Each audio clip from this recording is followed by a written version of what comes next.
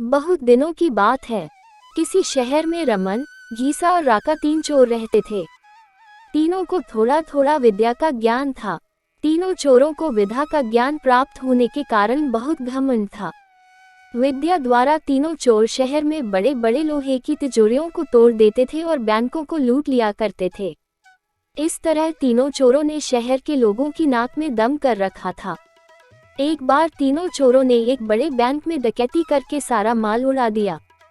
तब पुलिस को खबर हुई तो तीनों चोरों को पकड़ने के लिए तलाश करने लगी, मगर तीनों चोर पास ही के एक घने जंगल में भाग गए।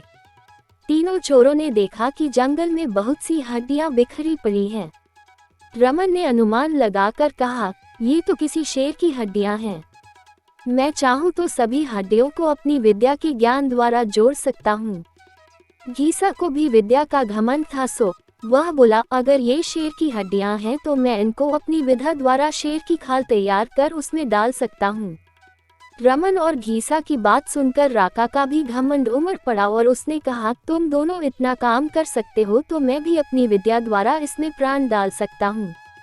तीनों चोर अपनी विद्या का प्रयोग करने लगे। कुछ देर बाद रमन ने सारी हड्डियों को जोड़ दिया और गीसा ने शेर की हुबहू जान डाल दी। थोड़ी देर में तीनों चोर सामने एक जीवित भयानक शेर को देखकर थर थर कांपने लगे, मगर शेर के पेट में तो एक दाना नहीं था। वह भूख के मारे गरजता हुआ तीनों चोरों पर हमला कर बैठा और मारकर खा गया। शेर मस्त होकर घने जंगल की ओर चल दिया। कहानी से शिक्षा। दोस्तों, इस कहानी से हमें यही शिक्षा मिलती है कि कभी घमंड नहीं करना चाहिए। घमंडी को हमेशा दुख का ही सामना करना पड़ता है। यदि तीनों चोर अपनी विद्या का घमंड न करते तो उन्हें जान से हाथ न धोने पड़ते।